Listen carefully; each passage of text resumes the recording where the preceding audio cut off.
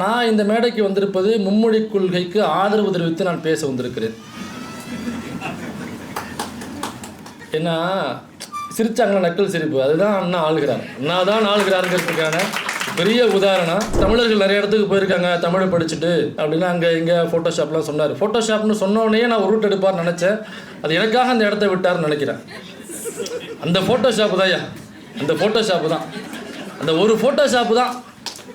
நானும் இங்கே நம்ம சந்தோஷம் வந்திருக்காரு. உங்கள் கையால் நீங்கள் ஒரு ஃபோட்டோ எடுத்து கொடுங்க. எவ்வளோ நாளைக்கு நம்மளும் டூ வீலரை ஓட்டிகிட்டே தெரியுது. நம்மளுக்கும் இசூஸு காரு மாதம் 2 லட்ச ரூபா வாடகைகளை விடலாம் வாங்க வேண்டாமா? ஒரு ஃபோட்டோ தான் பல கோடி. ஒரு ஃபோட்டோ ஒவ்வொன்று வாழ்க்கை. ஏன் சார் நாங்கள் ஹிந்தியை கற்றுக்கணும்? அப்போ தான் நீங்கள் பானிபூரி வாங்கும் பொழுது நீங்கள் எக்ஸ்ட்ரா பானிபூரி வாங்குறதுக்கு உங்களுக்கு ஹிந்தி தெரியணுமா இல்லையா? நீங்கள் போகிற ட்ரெயினை யாரோ ஒருத்தவங்க ஒரு ஏசி கம்பார்ட்மெண்ட்டு ரிசர்வ் பண்ணிட்டு போகிறீங்க, தண்ணியை தூக்கி ஊற்றுறாங்க அல்லது சேரை தூக்கி அடித்து உடைக்கிறாங்கனாக்கா உடைக்காத பையா அப்படின்னு சொல்லணும்ல. தண்ணியை தூக்கி ஊற்றாத பையா அப்படின்னு சொல்லணும்ல. அதுக்கு நீங்கள் ஹிந்தி கற்றுக்கணுங்க. இதுக்கெல்லாம் வாங்க ஹிந்தி கற்றுப்பாங்க. ஹிந்தியில் ஏதாவது இருக்குன்னா சொல்லு. நான் சான்ஸ்கிரிட் படிச்சிட்டேங்க. யார்கிட்ட போய் நான் உரையாடுவேன் சான்ஸ்கிரிட்டை வச்சுக்கிட்டு? பகவான்கிட்ட. அதான் கல்லுக்கிட்ட தான் பேச முடியும், செவுத்துக்கிட்ட தான் பேச முடியும்னு சொல்கிறீங்க.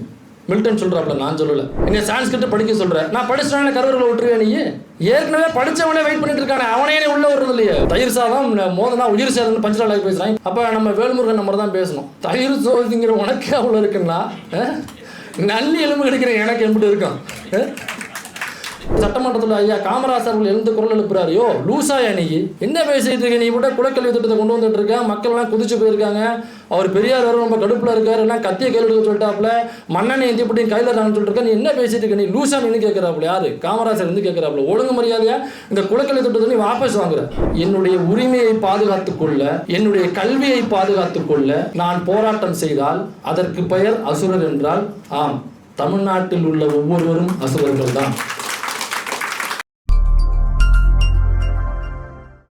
இந்த ஒரு ஷார்ட் பீரியடில் இந்த நிகழ்வை நம்ம ஏற்பாடு பண்ணியிருந்தோம். அதுக்குள்ளே அரங்கத்தை நிறைத்த உங்கள் அனைவருக்கும் என்னுடைய நன்றிகளையும் அன்புகளையும் நான் தெரிவித்துக் கொள்கிறேன். 15 நிமிடம் தான் கொடுத்தாரு ஒருங்கிணைப்பாளர், அதனால் அதுக்குள்ளே நான் முடிச்சாகணும். இந்த நிகழ்வு நடப்பதற்கு நிறைய பேர் உதவி செஞ்சுருக்காங்க. அதில் முக்கியமாக கேப்டன் ஜிஎஸ் குமார் மற்றும் அவருடைய குடும்பத்தினர்களுக்கு நன்றி தெரிவிச்சுக்கிறேன். அதேமாதிரி உதவி செய்த இங்கே வந்திருக்கிற ஊடகங்களுக்கும் நான் என்னுடைய நன்றியை தெரிவித்துக் கொள்கிறேன். ரொம்ப படப்படன்னு இருந்தது. அதான் நான் ஜென்ராம் சார் நம்மளுடைய கிளாரிஃபை பண்ணிக்கிட்டேன். எனக்கு மட்டும்தான் அப்படி இருக்குமா? நீங்கள் நிறைய மேடைகள் பார்த்துருப்பீங்க, நிறைய ஆளுமைகளோட பேசியிருப்பீங்க, இல்லை உங்களுக்கு அப்படி தான் இருக்குமான்னு. இல்லை எனக்கு அப்படி தான் இருக்கும் அப்படின்னாரு.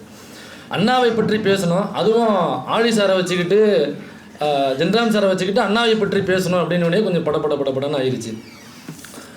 இருந்தாலும் இதில் பேச வேண்டிய விஷயங்கள் நிறையா இருக்குது. எல்லோருமே இந்த மும்மொழி கொள்கைக்கு எதிராக பேசுவதற்காக கூடியிருக்கிறார்கள். இதற்கு முன்னாடி நோக்க உரை ஆற்றிய இந்திரகுமார் தேரடி டேட்டா டைகர் அவரும் மும்மொழி கொள்கைக்கு எதிராக பேசியிருப்பார். ஆனால் நான் இந்த மேடைக்கு வந்திருப்பது மும்மொழி கொள்கைக்கு ஆதரவு தெரிவித்து நான் பேச வந்திருக்கிறேன். ஏன்னா சிரிச்சாங்களா நக்கல் சிரிப்பு, அதுதான் அண்ணா ஆளுகிறார். அண்ணா தான் ஆளுகிறாருங்கிறதுக்கான பெரிய உதாரணம். மும்மொழி கொள்கைக்கு ஆதரவு ஒன்று, அதுவும் கருப்பு சட்டை போட்டு நீ பேசிடுவியாடா அப்படிங்கிற அந்த நக்கல் சிரிப்பு இருக்குல்ல, இங்கே தான் அண்ணா ஆளுகிறார்.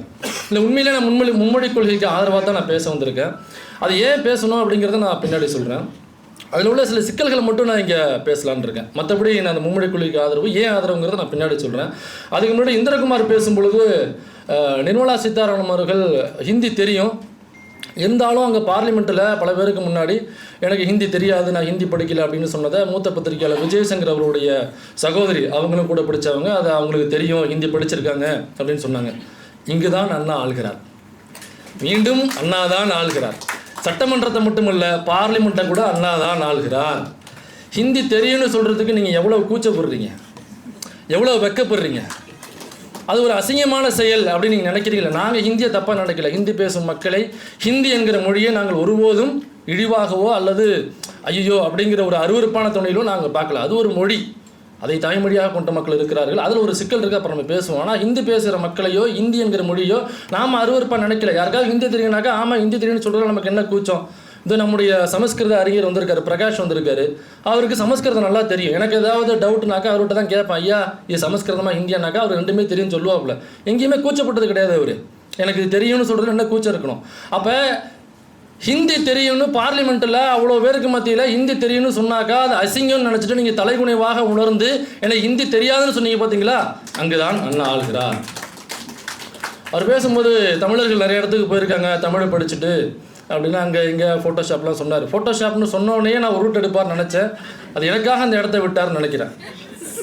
அந்த ஃபோட்டோஷாப்பு தான் அந்த ஃபோட்டோஷாப்பு தான் அந்த ஒரு ஃபோட்டோஷாப்பு தான். நானும் இங்கே நம்மள சந்தோஷம் வந்திருக்காரு, என் பேரை சொல்லாதீங்கன்னாரு, இருந்தாலும் மாட்டி விட்டேன். அவர்கிட்ட சொன்னேன்னா எனக்கு ஒரே ஒரு ஃபோட்டோ மட்டும் எடுத்து கொடுங்க அப்படின்னேன். எவ்வளோ ஃபோட்டோ நம்ம எடுத்துருப்போம், ஆனாலும் உங்கள் கையால் நீங்கள் ஒரு ஃபோட்டோ எடுத்து கொடுங்க.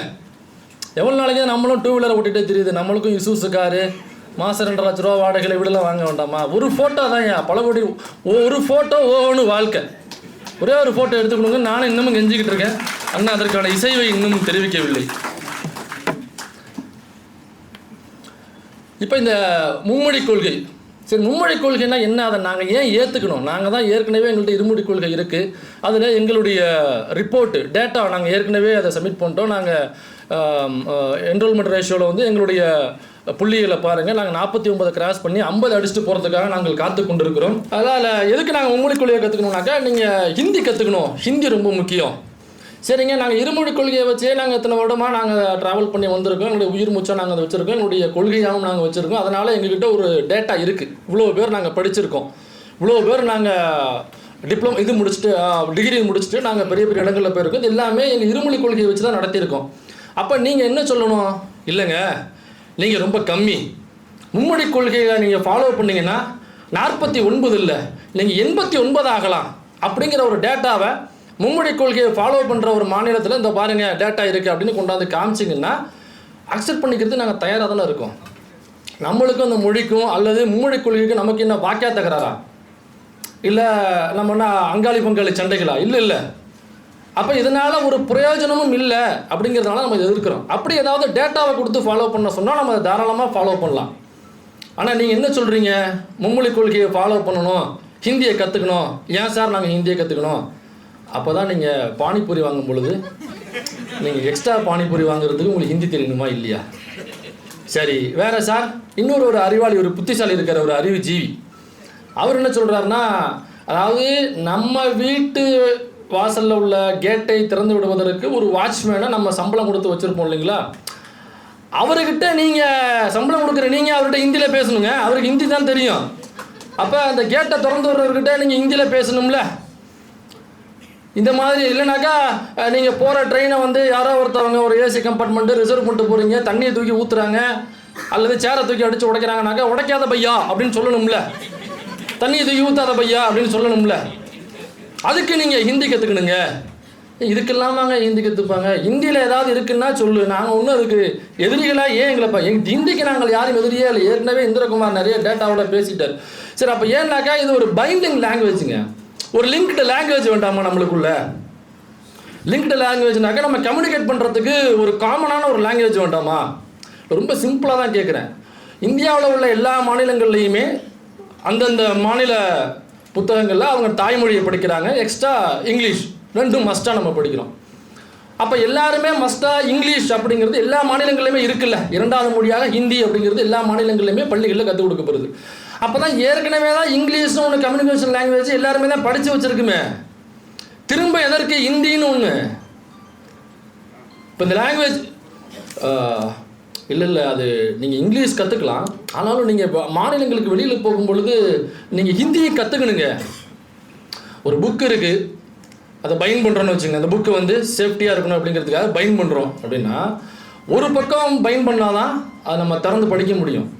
4 பக்கமும் சேஃப்டி வேணும்னு சொல்லிட்டு பைண்ட் பண்ணாக்கா அந்த புக்கை எப்படி திறந்து படிக்கிறது? இது அண்ணா அவர்கள் சொல்லிய ஒரு கோட் அது. அதனால் புத்தகத்தை ஒரு பக்கம் தான் பைண்ட் பண்ண முடியும், அப்போ தான் அது திறந்து படிக்கிறதுக்கு நமக்கு பயனுள்ளதாக இருக்கும். சரி, இப்போ ஹிந்தியை படிக்கணும்னாக்கா நீங்கள் ஒருவேளை அக்கறையில் சொன்னாக்கா எங்கள் மக்கள் ஏற்றுக்கிறது தயாராக இருக்காங்க. உங்களுக்கு முதல்ல என்னுடைய மக்கள் மீது என்ன அக்கறை இருக்குது? சரி, எங்கள் மக்களை விடுங்க, தமிழ்நாட்டு மக்களை விடுங்க. உங்களை நம்பி ஓட்டு போட்ட, நீங்கள் ஆட்சிக்கு வர வேண்டும் என்று எண்ணி உங்களுக்காக ஓட்டு போட்ட அந்த ஹிந்தி ஹாட்லேண்ட், அந்த ஹிந்தி பெல்ட்டில் உள்ள மக்கள் உங்களை நம்பி ஓட்டு போட்டாங்கல்ல, அவர்கள் மீதாவது உங்களுக்கு ஏதாவது அக்கறை இருக்கா? இந்த இப்போ கும்பமேளா நடந்துச்சுங்களே, ஹிந்தி ஹாட்லேண்டு, ஹிந்தி பெல்ட்டில் உள்ள மக்கள் தானே பெருவாரியாக அந்த கும்பமேளாவிற்கு போனாங்க. அவர்களுடைய உயிருக்கு உங்களால் உத்தரவாதம் கொடுக்க முடிஞ்சிச்சா? 30 பேர் இறந்து போகிறாங்க அந்த கும்பமேளா நிகழ்ச்சியில். வருஷம் இறந்து போவாங்க. அதை பெருமையாக வர சொல்கிறாங்க. நான் போன வருஷம் தொடர்ந்து வருஷம் கம்மி தாங்க. போன வருஷம்லாம் 39, இந்த வருஷம் ஜஸ்ட் 30 தான். நாங்கள் கம்மி பண்ணியிருக்கோம். இது ரொம்ப பெருமையாக வர சொல்கிறாங்க. அப்போ நீ ஆட்சிக்கு வர வேண்டும் என்று உனக்காக ஓட்டளித்த உன்னுடைய மொழியை பேசுகிற உன் மக்களை ஏன் உன் உயிருக்கு பாதுகாப்பு கொடுக்கலனாக்க உனக்கு என்ன அக்கறை இருக்குது? அப்போ எங்கள் மீது உனக்கு என்ன அக்கறை வரும்? டெல்லியில் இதே மாதிரி தான் கும்பமேளாவுக்கு போனவங்க கிட்டத்தட்ட 17-18 பேர் அந்த பிளாட்ஃபார்மில் இறந்து போகிறாங்க. ஒரு பிளாட்ஃபார்மில் வர வேண்டிய ட்ரெயின் இன்னொரு பிளாட்ஃபார்முக்கு வந்து அறிவித்ததுனால ஓடும் பொழுது மிதிப்பட்டு இறந்தவர்கள் மட்டுமே 17-18 பேர். இது உண்மையான நம்பர்னு சொல்கிறாங்க. இது நம்ம நம்பித்தான் ஆகணும். சரி, கும்பமேளா விடுங்க. கொரோனா சமயத்தில் இங்கேருந்து நடந்து போனதெல்லாம் யார்? தமிழர்களாக நடந்து போனாங்க. தமிழ் மாநிலத்தை சார்ந்தவர்கள் நடந்து போனாங்க. அல்லது ஹிந்தி வேண்டாம் என்று சொல்ல மாநிலத்தில் உள்ள நடந்து போனாங்க. இங்கு பிழைப்பு தேடி வந்த அந்த மக்கள், ஹிந்தியை பேசுகிற மக்கள், நீங்கள் ஆட்சி செய்ய வேண்டும் என்று நம்பி அந்த 15 லட்சத்தை நம்ம அக்கௌண்ட்டில் போடுவார் என்று நம்பி ஓட்டு போட்ட அந்த மக்கள், அதாவது அந்த அமெரிக்க டாலருக்கு இணையாக இந்திய ரூபாயை கொண்டு வந்து விடுவார் என்று நம்பி உங்களுக்காக ஓட்டு போட்ட அந்த மக்கள், பெட்ரோல் விலையை 40 ரூபாயாக ஆக்கி விடுவார் என்று நம்பி உங்களுக்காக ஓட்டு போட்ட அந்த மக்கள் கொரோனா சமயத்தில் நடந்து போகிறாங்க. எத்தனை 100 கிலோமீட்டர், எத்தனை 1000 கிலோமீட்டர் எப்படி நடந்து போவான்? ஏங்க ஒரு பஸ்ஸு ஒரு ட்ரெயின் ஏற்பாடு பண்ணுறது இல்லையா? உங்களை நம்பி ஓட்டு போட்டால் உங்கள் ஹிந்தி பெல்ட்டில் தாங்க வந்திருக்காங்க. அவனுக்காக நீங்கள் ஏற்பாடு செய்ய வேண்டாமா என்று நான் கேட்குறோம். அப்போ உங்களுக்கு ஒரு ஃபோட்டோ பயங்கர வைரலுங்க ஞாபகம் இருக்குன்னு நினைக்கிறேன். ஒரு ரயில்வே ஸ்டேஷன் பிளாட்ஃபார்மில் ஒரு அம்மா அந்த மாதிரி இறந்து போயிட்டாங்க. ஒரு பச்சிலம் குழந்தை, 1 வயசு கூட இருக்காது, பால்வாடை மாறாத அந்த பச்சிலம் குழந்தை. அந்த குழந்தை தன்னுடைய அம்மா இறந்து போச்சு என்று கூட தெரியாமல் அந்த அம்மாவுடைய மார்பில் பாலை குடிப்பதற்காக முட்டி முட்டி முட்டி முட்டி முட்டி முட்டி சோர்வடைஞ்சு அந்த அம்மாவுடைய மார்பிலே அந்த குழந்தை கிடக்குது. இந்த ஃபோட்டோ உங்களுக்கு ஞாபகம் இருக்குங்களா? இப்போ தான் அந்த அம்மாட்ட கேட்குறாங்க, மற்ற கட்சிகளை சார்ந்த நபர்கள் கேட்குறாங்க, ஏங்க உங்களை நம்பி ஓட்டு போட்டவங்க, இந்த ஃபோட்டோ இந்தியா முழுக்க வைரலாக இருக்குது, இதை பார்த்து கூடவா உங்களுக்கு கருணை வரலை? இதை பார்த்து கூடவா உங்களுக்கு அவங்களை காப்பாற்றணுங்கிற எண்ணம் வரலை? உங்களுக்காக ஓட்டு போடுற மக்களுங்க. ஒரு அம்மா தான் அம்மா செத்து போச்சுன்னு தெரியாமல் அந்த குழந்தை அந்த அம்மாவுடைய மார்பில் ஃபோட்டோ பாலை குடிக்கிறதுக்காக முயற்சி பண்ணுறது, அந்த ஃபோட்டோ வைரல் ஆகுது. இப்போ தான் கேட்குறாங்க நம்ம ஆளுகள்லாம். அதுக்கு அந்த அம்மா என்ன தெரியுமா சொன்னாங்க? அந்த கருணையின் வடிவமான, அந்த கருணையின் கட் அவுட்டான, அந்த சிந்தனையின் சுரங்கமான அந்த அம்மா என்ன தெரியுமா சொன்னாங்க? அந்த அன்பு தாய் என்ன தெரியுமா சொன்னாங்க?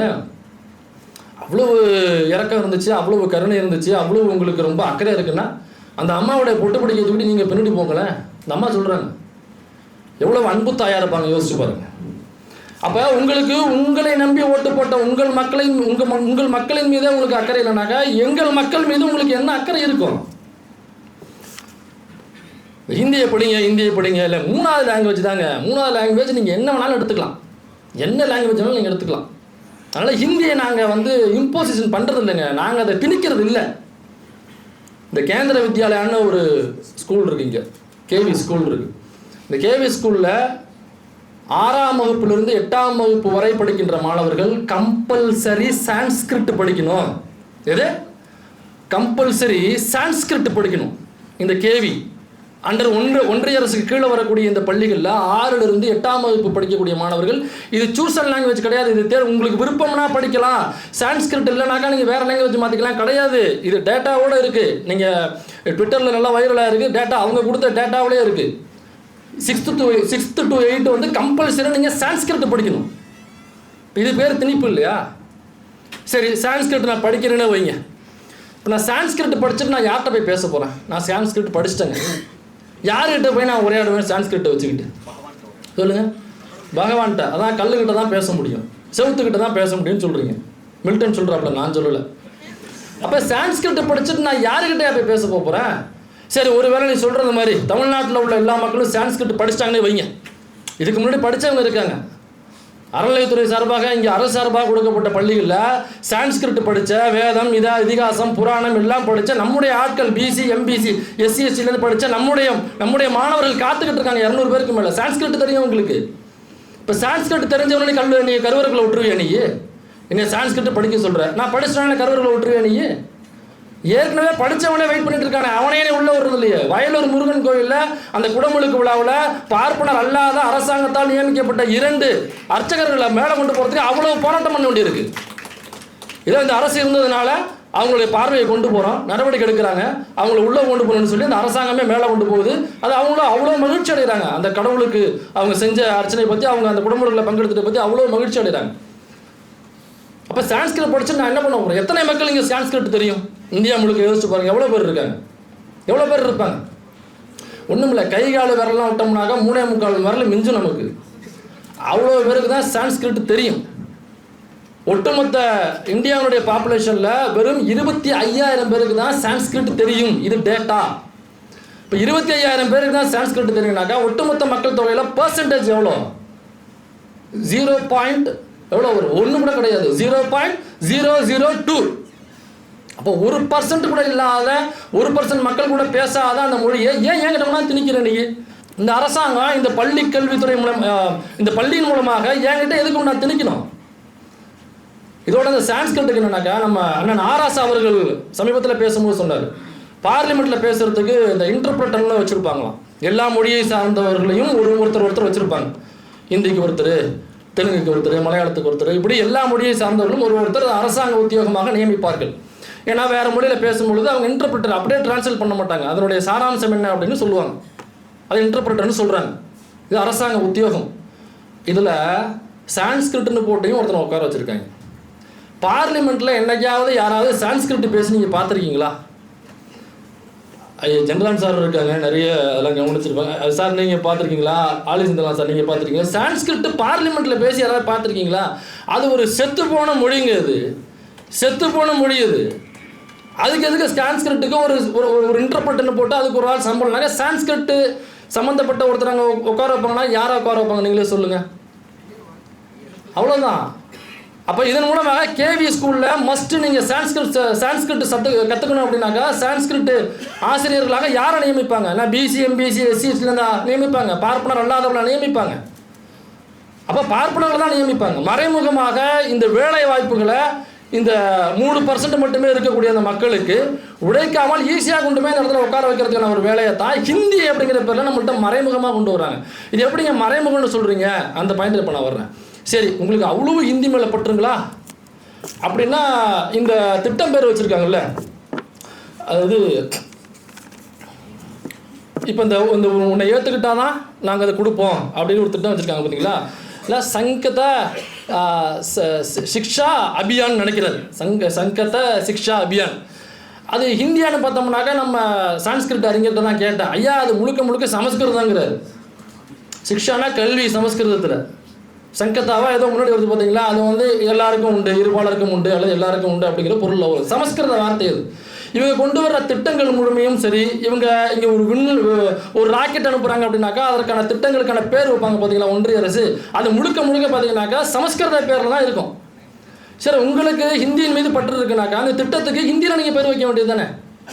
அல்லது இங்கேருந்து அனுப்புகிற ராக்கெட்டுக்கு அந்த ஹிந்தியில் பேர் வைக்கலாமா நீங்கள்? அப்போ இந்த ஹிந்தியை படித்து நான் என்ன பண்ண போகிறேன்? என்னுடைய கேள்வி தான் ரொம்ப சிம்பிள். இந்த ஹிந்தியை படித்து நான் என்ன பண்ண போகிறேன்? இந்த 2 பானிபூரி தான் பெரிய பிரச்சனையா? இந்த 2 பானிபூரி வாங்க 2ன்னு கை காமிச்சா கொடுக்க போகிறேன், அவ்வளோதானங்க.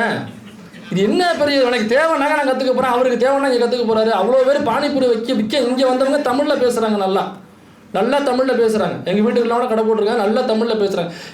நம்மளுமே வந்து ரொம்ப இந்தியா முழுக்க சுற்றுனவங்க கிடையாது. நமக்கே தெரியும், எங்கிட்டு போனால் பாபுகாரு, அங்கிட்டு போனால் சேட்டா, அப்படியே அங்கிட்டு போனால் பையா, இங்கிட்டு வந்தால் சகோதரா, அவ்வளோதானே. இது தேவைனாக்கா நான் கற்றுக்க போகிறேன். இப்போ இங்கேருந்து சிங்கப்பூருக்கு மலேசியாவுக்கு நம்மளாலே வேலைக்கு போவாங்க. நிறைய எங்கள் ஊர்லலாம் வந்து வீட்டுக்கு ஒருத்தர் வந்து சிங்கப்பூர் மலேசியாவில் வேலைக்கு போயிருப்பாங்க, லீவு நாளில் வருவாங்க. இப்போ வரும்போது அவங்க பேசும்பொழுது பார்த்தீங்கன்னா நிறைய மலாய் வார்த்தைகள் கலந்து பேசுவாங்க. என்ன மக்கா நினைக்கி அப்படின்னு சொல்லுவாங்க,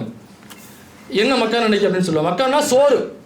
அது அவங்க பந்தாவுக்காக பேசலை, அவங்க 2-3 வருஷமாக அங்கே வேலை செய்யும் பொழுது பழகி அந்த வார்த்தை அவங்க தமிழோட இணைஞ்சு வந்துடும். சப்பாத்தை வெள்ளை கழட்டி போட்டுவாங்க, சப்பாத்தினாக்க செருப்பு, சப்பாத்தை வெள்ளை கழட்டி போட்டு வா அப்படிம்பாங்க. ஏன்னா அந்த கூல்ட்ரிங்க்ஸ் 2 போத்தல் வாங்கிட்டு வா, நிறைய பேர் வந்திருக்காங்க. போத்தல்னாக்கா பாட்டில். கம்பங்கித்துவானாங்க ஊர் கிராம தலைவர், பிரசிடென்ட் அப்படின்னு அர்த்தம். பாருங்கள், நானே எவ்வளோ வார்த்தை பேசுகிறேன்.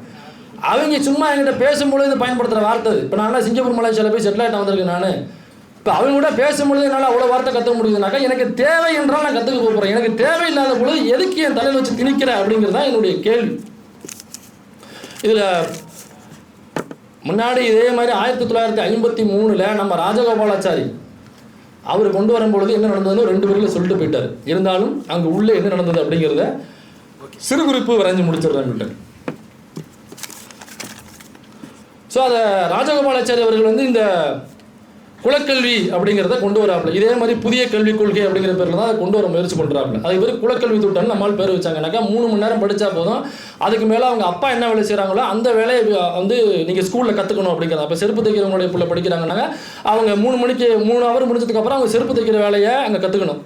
பானை செய்கிறவங்க பிள்ளை 3 ஹவருக்கு அப்புறம் பானை செய்கிற வேலையை கற்றுக்கணும். இதே மாதிரி தான் குலக்கல்வி திட்டம். இது நம்மளுடைய குழந்தைகளுடைய, இளைஞர்களுடைய, மாணவர்களுடைய வாழ்க்கையை பாழாக்குது அப்படின்னு சொல்லி தான் பெரியார் அதை எதிர்க்கிறார்.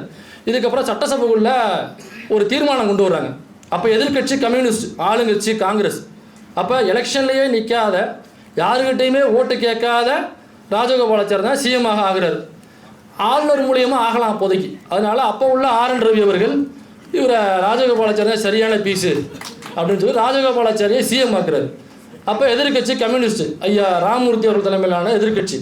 அப்போ உள்ள வாக்கெடுப்புக்கு போகுது இந்த தீர்மானம். இது இந்த குலக்கல்வி திட்டத்தை உள்ள வெளியிலலாம் எதிர்க்கிறாங்க, எதிர்கட்சிகளும் எதிர்க்குது அப்படின்னு சொல்லிட்டு வாக்கெடுப்புக்கு போகுது. 139 வாக்குகள் குலக்கல்வி வேண்டாம், அதை நிறுத்தி வையுங்கள், மறுபரிசீலனைக்கு ஒரு குழுவை போட்டு அவங்களுக்கு அனுப்பி வையுங்கள் அப்படிங்கிறதுக்கு ஆதரவாக 139 வாக்குகள் பதிவாகுது. அப்போ ராஜகோபாலாச்சாரிக்கு ஆதரவாக 137 வாக்குகள் பதிவாகுது.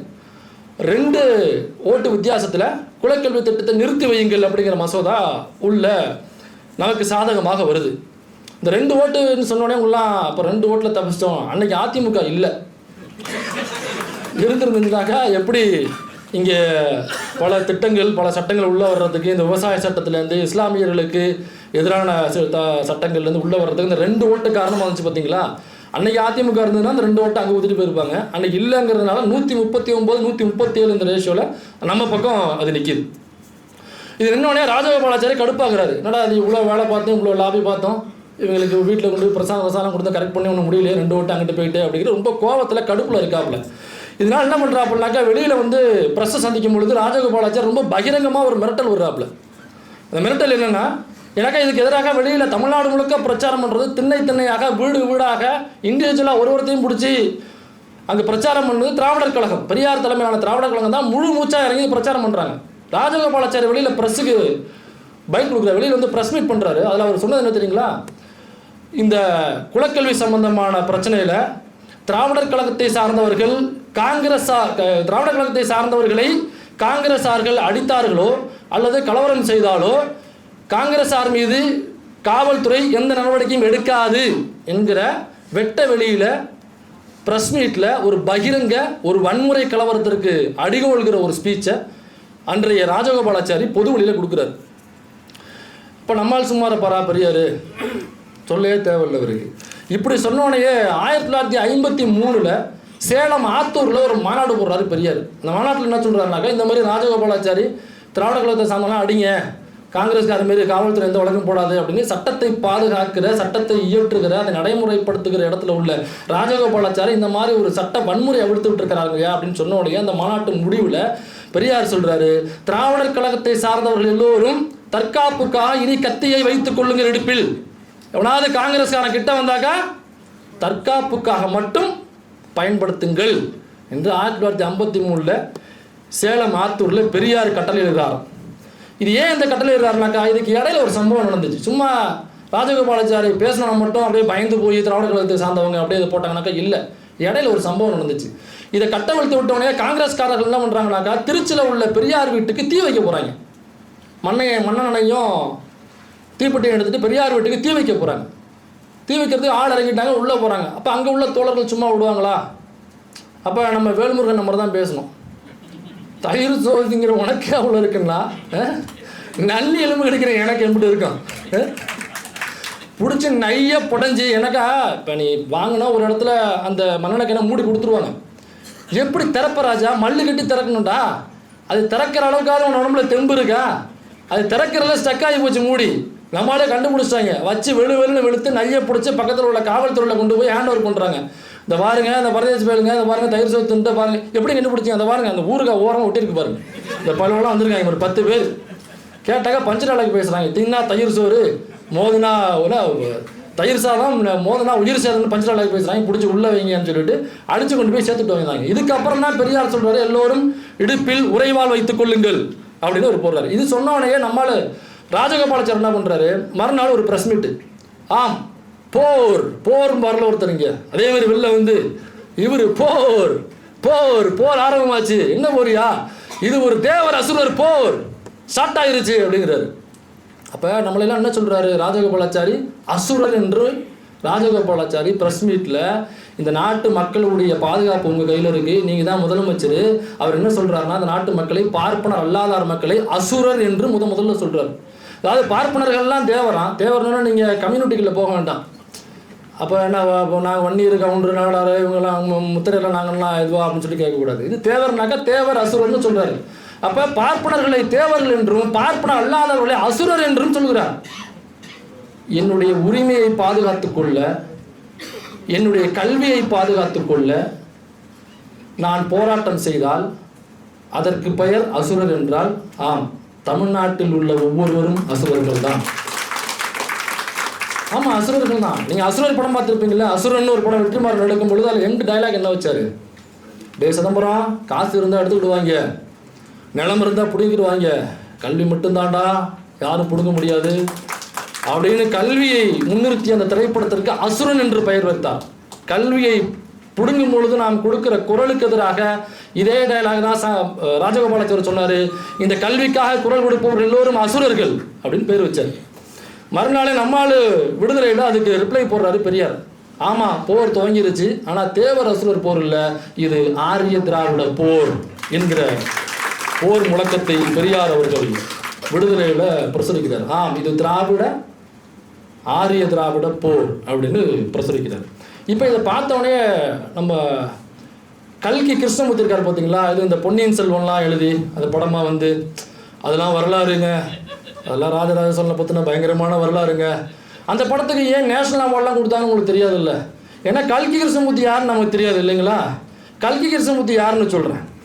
இப்போ இது வரும்பொழுது கல்கி கிருஷ்ணமூர்த்தி என்ன பண்ணுறாரு, நாமெல்லாம் பயப்படக்கூடாது, இவாளெல்லாம் உள்ளே வந்தாக்கா நம்ம 2 ரவுண்டு தயிர் சாதத்தை உள்ளே ஏற்றிட்டு நாமெல்லாம் இவாளெல்லாம் அடிக்கணும், இவாளெல்லாம் பயந்து நம்ம ஒதுங்கப்படாது ஓய் அப்படின்னு அவர் ஒரு 4 ரூமில் உட்காந்துட்டு வழக்கம் போல் அவர் பேப்பரில் எழுதி அனுப்புகிறார். யார், கல்கி கிருஷ்ணமூர்த்தி அவர்கள். இந்த கல்கி கிருஷ்ணமூர்த்தி தான் அந்த ஊவே சாமிநாத ஐயர்னு ஒருத்தர் இருக்கார் இல்லைங்களா, அவர் தமிழ் தாத்தா அப்படின்னு சொன்னது இதே பெரியாருக்கு வந்து பெண்கள் கூடி பெண்களுக்கான உரிமைகளை நீங்கள் பேசுகிறீங்கன்னு சொல்லி பெண்கள் கூடி பெண்கள் மாநாட்டில் பெண்களால் பெரியார் கொடுக்கப்பட்டம் தான் பெரியார் என்கிற பட்டம். ஆனால் இந்த தமிழ் தாத்தா என்கிற பட்டம் அப்படி கொடுக்கப்பட்ட பட்டம் இல்லை, அது பட்டமே கிடையாது. முதல்ல இது இவர் நம்ம கல்கி கிருஷ்ணமூர்த்தி அவருடைய பிறந்தநாளை முன்னிட்டு ஒரு 10 நாள் விகடனில், இப்போ நம்ம பிளாக் பண்ணியிருக்காங்கல்ல, விகடன் வெப்சைட்டை பிளாக் பண்ணியிருக்காங்கல்ல, ஸோ அந்த விகடனில் ஒரு 10 நாள் கட்டுரை எழுதுறாப்புல, அதில் 10 நாளும் ஊவே சாமிநாத ஐயருடைய பிறந்தநாள் அப்படிங்கிறதுக்காக முன்னாடி ஒரு வார்த்தையை சேர்த்துக்கிறாப்புல, தமிழ் தாத்தா ஊவே சாமிநாத ஐயர் அப்படின்னு சேர்த்துக்கிறாப்புல. ஒரு 10 கட்டுரையில் முடிஞ்சு போச்சு, அன்னிலேருந்து ஒரு தமிழ் தாத்தா. இப்படி தான் பல பட்டங்கள் வழங்கப்பட்டிருக்கு இவங்களுக்கு. இது மக்களால் கூடி கொடுக்கப்பட்ட பட்டம் அல்ல. இப்போ கல்கி கிருஷ்ணமூர்த்தி ஆமாம் வந்தால் வரட்டும் நம்மளாம் பார்த்துப்போம் அப்படிங்கிறாரு. இப்போ இது பெரிய பிரச்சனையாகுது, சட்டமன்றத்தில் குளறுபடி ஆகுது. சட்டமன்றத்தில் ஐயா காமராசர் அவர்கள் எழுந்து குரல் எழுப்புறாரையோ, லூசாயா நீ, இல்லை லூசான்னு கேட்குறேன், என்ன பேசிகிட்டு இருக்க நீ, கூட குலக்கல்வி திட்டத்தை கொண்டு வந்துட்டு இருக்க, மக்கள்லாம் குதிச்சு போயிருக்காங்க, அவர் பெரியார் வரும் ரொம்ப கடுப்பில் இருக்கார், எல்லாம் கத்தியை கையில் எடுக்க சொல்லிட்டாப்புல, மண்ணெண்ணை எந்தி இப்படி கையில் இருக்கான்னு சொல்லிட்டு இருக்க, நீ என்ன பேசிட்டு இருக்க, நீ லூசா நின்று கேட்குறாப்புல. யார், காமராசர் வந்து கேட்குறாப்புல. ஒழுங்கு மரியாதையா இந்த குலக்கல்வி திட்டத்தை நீ வாபஸ் வாங்குற. காமராசர் அவர்கள் கண்டிக்கிறார். ஐயா ஓமந்தூரார் அவர்களும் கண்டிக்கிறார். யோ ஏற்கனவே இருந்த கல்வியை மேம்படுத்துவதற்காக தானே என்கிட்ட சொன்னேன், அப்படி தானே மண்டைகள் உள்ள உட்கார வச்சு, இது என்ன நீ படுத்த குலக்கல்வி திட்டம், அது இன்னும் செருப்பு தைக்கணும்ல செருப்பு தான் தைக்கணுங்கிற, பானை செய்கிறவங்களுக்குள்ள பானை தான் செய்யணுங்கிற, என்ன அதெல்லாம் நீ சொன்னது ஒன்றா இருக்கு, செய்கிறது ஒன்றா இருக்கு. அதனால் ராஜகோபாலாச்சாரி நீங்கள் வந்து கண்டிப்பாக இதை வாபஸ் வாங்கி ஆகட்டும் அப்படின்னு சொல்லிட்டு உள்ளுக்குள்ளே ஏகப்பட்ட குளறுபடிகள் ஆகுது, எல்லோரும் எதிர்த்து பேசுகிறாங்க. இப்போ டாக்டர் வரதராஜன் அவர்கள் என்ன பண்ணுறாருனாக்கா, அவர் நேருவுக்கு ஒரு கடிதம் போடுறாரு, ஐயா இந்த மாதிரி லூஸ் தனமாக பண்ணிகிட்டு இருக்காப்புல, இப்படியே போனாக்கா ரொம்ப சிக்கலாகிடும், அதனால் இந்த பீஸை நீங்கள் குலக்கல்வி திட்டத்தை மட்டும் வாபஸ் வாங்கினா பத்தாது, இப்போ இருக்கிற அரிசிக்கு நீங்கள் அந்த பீஸையும் சேர்த்து வாபஸ் வாங்கணும். அதை சிஎம் வச்சாக்கா அது வேலைக்கு ஆகாது, அது அவருக்கு மட்டும் இழப்பு இல்லை, ஆட்சிக்கு மட்டும் இழப்பு இல்லை, கட்சிக்கே இழப்பு அப்படிங்கிறத அன்றே கணித்து டாக்டர் வரதராஜன் அவர்கள் நேருவுக்கு ஒரு கடிதம் போடுறாரு. நேரு மேலே நமக்கு எந்த மாற்று கருத்தும் கிடையாது. இந்த இந்தியாவினுடைய அடித்தளமில் நேருனுடைய பங்கு மிக முக்கியமான பங்கு. ஆனால் சில இடங்களில் நிறைய குளறுபடிகள் பண்ணுவார். அப்படியாப்பட்ட நேருவுக்கு இடஒதுக்கீடு பற்றின புரிதல் கிடையாது. சேகுவரா எழுதுறாப்புல டிஸ்கவரி ஆஃப் இந்தியாங்கிற புக்கை நேரு எழுதியிருக்காரு. அந்த புக்கை படிச்சதுக்கு அப்புறம் தான் எனக்கு பெரிய அரசியல் புரிதல் வந்துச்சுன்னு சேகுவரா சொல்றாப்புல, நேருவை கோட் பண்றாப்புல. அப்படியாப்பட்ட நேருவுக்கு இடஒதுக்கீடு பற்றின புரிதல் கிடையாது. அப்போ அதே மாதிரி தான் இதுலேயும் புரிதல் இல்லை அவரே கண்டினியூ பண்ணிட்டோம். ஒருவேளை எப்படி நினச்சிருந்துருக்கலாம், விடுங்க பாஸ் வரலாறு சொல்லியிருப்பாரு, ஏங்க அவர் ஒன்றுமே தெரிலங்க, எனக்கே தான் தெரியுமா இந்த ஆளுக்கு ஒன்றும் தெரியாதுன்ட்டு, எனக்கு ஒன்று அடி வாங்குறதுக்கு தகுந்த பீஸ் தான், 10 பொருத்தமும் பக்காவாக பொருந்தது அப்படின்னு சொல்லி நானே நினச்சிருக்கேன், அதனால் அதுவே வாங்கிட்டு விடுங்க அப்படின்னு சொல்லி கூட அவர் சொல்லியிருந்துருக்கலாம். ஸோ இதுக்கப்புறம் தான் பெரியார் என்ன பண்ணுறாருனாக்கா 1953 நாகப்பட்டினத்தில் அவுரித்திடலில் ஒரு பெரிய மாநாடு. அந்த மாநாடு முடிஞ்சதுக்கு அப்புறம் அங்கிருந்து ஒரு 29 பேர், தஞ்சை மாவட்ட திராவிடர் கழக தலைவர் ஐயா ஆறுமுகம் தலைமையில் ஒரு 29 பேர் அங்கேருந்து பேரணியாக புறப்பட்டு வர்றாங்க. இந்த குடியை கெடுக்கும் குலக்கல்வியை கொண்டு வந்த ராஜாஜி ஒழிக, ராஜகோபாலாச்சாரி ஒழிகின்ற ஆர்ப்பாட்டத்தோட குலக்கல்வி சம்பந்தமான பொருள் ஏற்படுத்திக்கிட்டு அப்படியே சென்னை வரைக்கும் வர்றாங்க. ஒரு பெருங்கூட்டம், ஒரு பெருந்திரளாக ஒரு திரண்டு வருது. அதுக்கப்புறம் அவருடைய ஆட்சிக்கு பெரிய நடுக்கம் எடுத்து போடுது. அதாவது காங்கிரஸ் ஆட்சிக்கு நடுங்கி போகிற அளவுக்கான ஒரு பெருங்கூட்டமாக பெருந்திரளாக வருது. அப்போ ஐயா பெரியார் அவர்கள் சொல்கிறாரு, இது சரிப்பட்டு வராது, நமக்கு இருக்கிற கடைசி ஒரே ஒரு வாய்ப்பு கல்வி மட்டும்தான். இதுலேயும் கையை வச்சாங்கனாக்கா இதற்கு பிறகும் நான் பொறுமையாக இருப்பது, நான் சட்டத்தை கடைபிடிப்பேன் என்று சொல்லிக்கொண்டு இவர்கள் சட்டத்தை கையில் வைத்துக்கொண்டு வன்முறையை நம்மீது காவல்துறையையும் ஏவுவார்கள் என்றால் இதற்கு பிறகும் சட்டத்துக்குட்பட்ட முறையில் போராட்டம் நடத்துவேன் என்று நீங்கள் எதிர்பார்க்க கூடாது.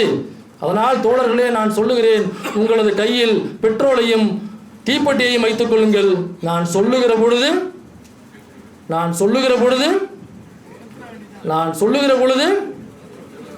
என்று நான் சொல்லவில்லை, தந்தை பெரியார் அவர்கள் சொன்னார். அதனால் நேரம் கடந்து கொண்டிருப்பதாக பெரியார் என்ன சொன்னார்? பெரியார் கடைசியாக என்ன சொன்னார்? கல்வியில் கை வச்சானாக்கா ஒரு கையில் பெட்ரோலும் ஒரு கையில் தீப்பெட்டியும் வச்சுக்கிட்டு பெரியார் சொன்னார். யார் சொன்னார்? பெரியார் சொன்னார். ஆனால் ஒருபோதும் பெரியார் அந்த வன்முறையை கையில் எடுக்கவில்லை. அதற்கான வாய்ப்புகள் இருந்தும் அதற்கான காரணங்கள் இருந்தும் அவர் ஒருபோதும் அந்த வன்முறையை கையில் எடுக்கவில்லை என்று சொல்லிக்கொண்டு வாய்ப்பளித்த உங்கள் அனைவருக்கும் நன்றி கூறி அமர்கிறேன். நன்றி.